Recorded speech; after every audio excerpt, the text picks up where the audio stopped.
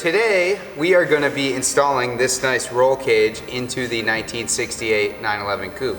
A bunch of you guys were really interested in this project, so we figured we'd take you along for the ride and show you the install. Now the key is not screwing up this really nice cage job. That's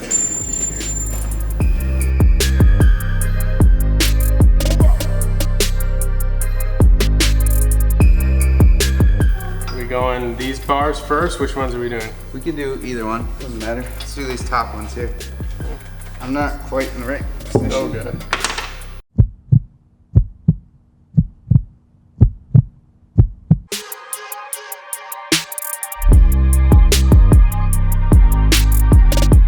So now that we got the roll cage in and all the bolts basically pushed through the chassis from the top, now we have these little backing plates that are going to go on the opposite side of the car, and then we'll put the nuts on the back here, and then we'll have a nice, I guess, strong joint. The roll cage will be safe and ready to rip this thing. So that one goes on this side. And then the nuts are you have them these nuts. Got it!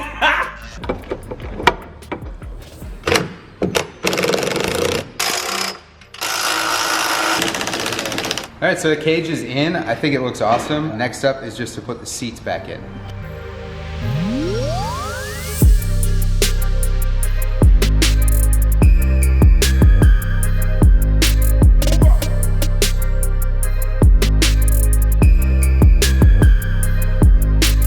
All right, so the seats are in. Overall, I really like how this interior is coming together. Final touches, I need to put RS door panels in here and just get the rest of the glass in, and the interior is gonna be done. As you guys know, we ship a ton of parts here at Throttle, and we came across this shipping service called ShipNerd that saves us a ton of time and money. So let's take a quick second and I'm gonna show you how easy it is to use this service. On the left side, you input all your information, and on the right side, you input the information of the person that you're trying to ship to. The next step is you select the type of packaging that you wanna ship. After that, it's super easy. All you have to do is add the package weight and a value for insurance.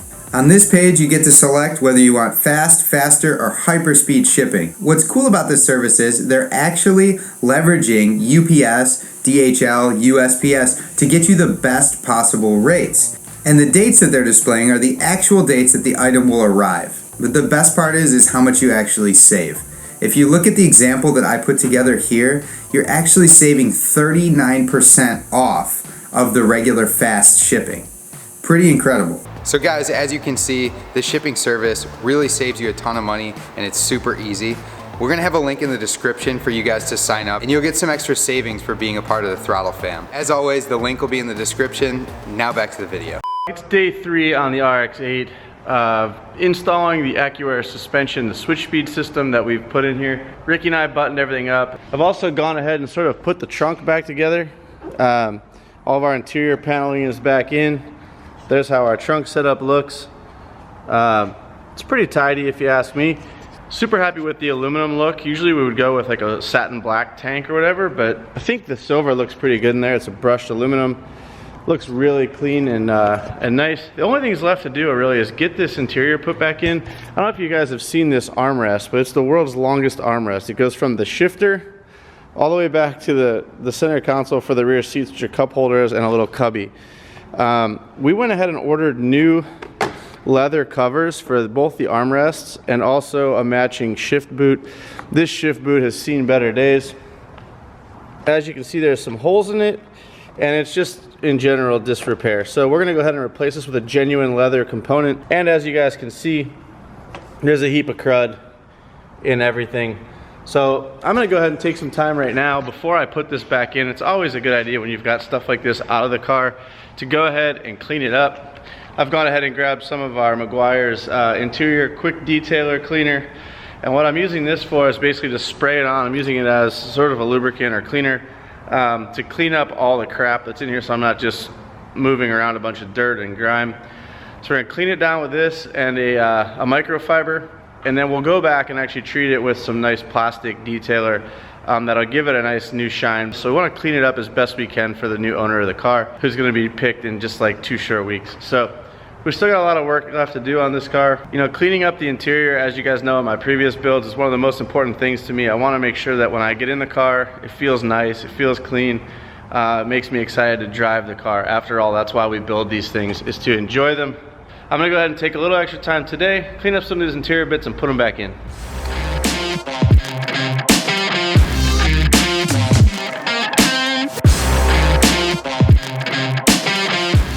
So I've sprayed in a bunch of this Meguiar's interior detailer cleaner, and it smells awesome for one, which really helps, makes this job a little easier. If you're not smelling chemicals, you're actually smelling something nice.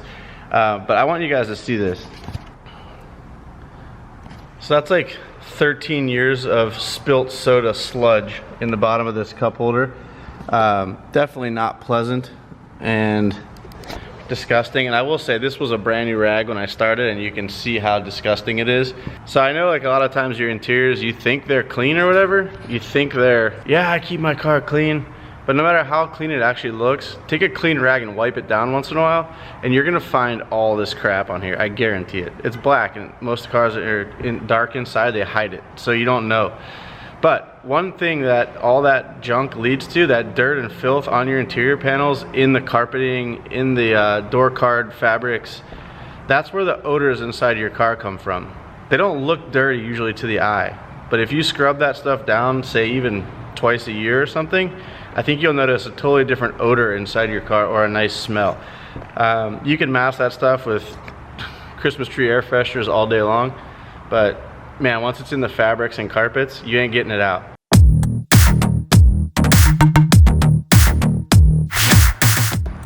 Well, it turns out Mazda did us no favors by putting a thin coat of foam in the bottom of these cup holders. I'm assuming to keep the cans and whatever you're putting in the cup holders from rattling while you drive. But it really creates a nasty problem in here, in that it absorbs liquid. And so if you spill something in your cup holder, which is inevitable, you always do, I don't care how clean you are, you either have to remove this foam or just get it as clean as you can. I feel like removing it is probably not the right thing to do. I was really hoping to get this thing spotless, but I really don't think that's gonna happen. We're gonna just have to get it as good as we can, and try to get as much of the stickiness and out of here.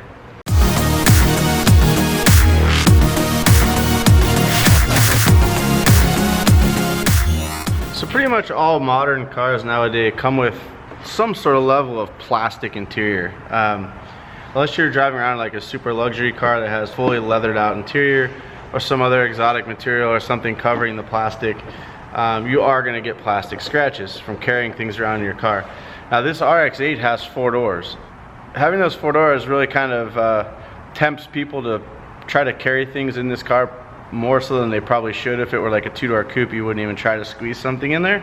So what happens is, with these center armrests running from front to rear of the car, people jam things in the back seat to try to carry them somewhere, and inevitably you scratch up the interior. As you can see here, there's some deep scoring and scratches in the plastic. I've been told there's a method of using a heat gun to help sort of knock down the high spots of these scratches and stuff. I'm a little leery to try that, because I know from my days of vinyl wrapping cars and stuff, too much heat can actually deform the plastic and potentially even take away the grainage that they've put in the plastic. So there's like this grain that's on it. You can see it's rough, and I'm afraid that if I apply too much heat to this to try to flatten these out, that it's actually going to leave a shiny spot in the grain. So I think I'm just gonna clean these up as best I can with say maybe like a razor blade, or even just running my fingernail over the scratches to knock down the plastic that's been scratched and is sticking up. I'm gonna run my finger over that and get all that off. And then I'm gonna treat it with some plastic reconditioning stuff, and I'm hoping that it will help not necessarily hide, but disguise the scratches a little better, so that it's not so noticeable when you look into the back seat of the car. I'm gonna do my best to clean it up as best I can. That way the new owner of this car is pumped when they get it. Alright guys, so I got some Meguiar's Ultimate Black Plastic Restorer. I'm gonna go ahead and use just a wax applicator here and go ahead and treat this. This is for interior and exterior applications. It's basically just gonna shine up the plastic a bit and make it look a bit more fresh and new. Whoops, just sent it, completely sent it. Damn it. Well, it's not gonna go to waste, so we'll just dab that around on here. A little bit here and there. Mind you, these armrests are not leather at the moment. These are actually plastic as well. We are gonna be replacing these with a leather cover once that arrives. We've ordered those and they're on their way.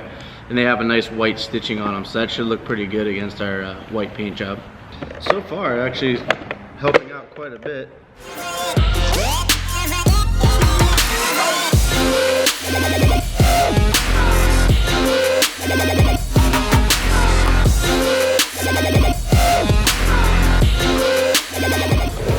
Alright guys, so the idea here isn't to actually make this thing all slimy and slippery and just gross to the touch. I know a lot of people back in the day, especially from my era, used to just throw the old silicone spray all over everything on the interior.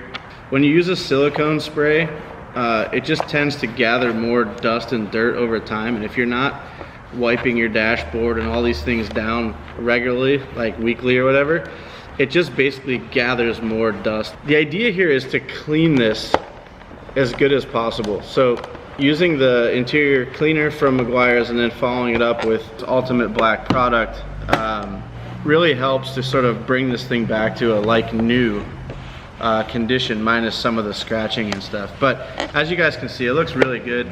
I'm really happy with the way it's actually turning out over top of these scratches as well. It really helps to blend that and make it not look as bad as it did while it was just dried out and had crap stuck all over it. So you don't need to replace everything on your car to make it nice. You have the bones there. If a thing's in decent shape, just clean it up. This is pretty much done. I'm gonna go ahead and start putting it back in the car, and I'll give it one final wipe down once we're done.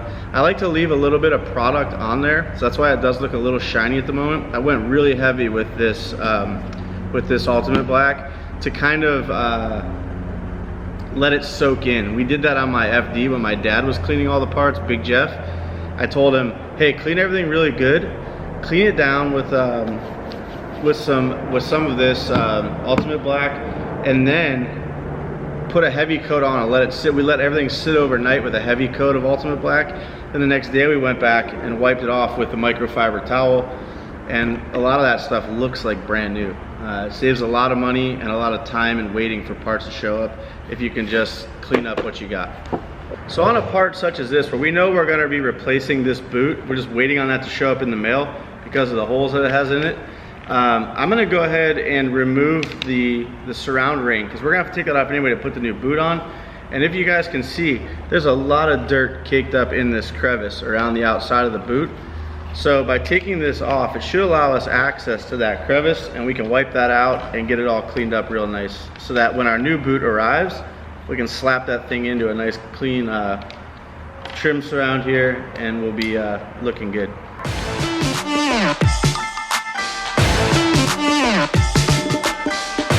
Okay, well that's the access we needed. This little trim ring pops right out, and now we can get in to the edge here and get this cleaned up.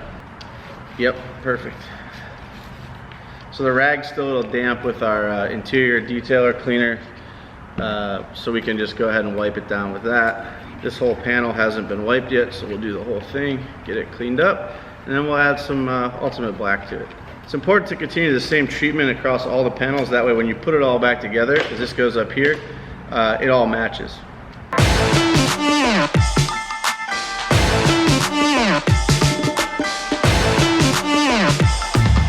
So go ahead and loosely place these screws back in here. No sense in putting the leather boot back in since we're going to be replacing it, but I do want to put these screws back in these holes to hold this trim ring in place, and also just so we don't lose them. And last but not least, quick little wipe down with some Ultimate Black, and we can start chucking this thing back in the car. Boom, like new. Alright guys, well, that's all the time we have for today. Thank you so much for subscribing to the channel. Thank you for the likes. Thank you for all the awesome comments. I do read them. Keep them coming. We love you guys. Throttle fam. Peace out.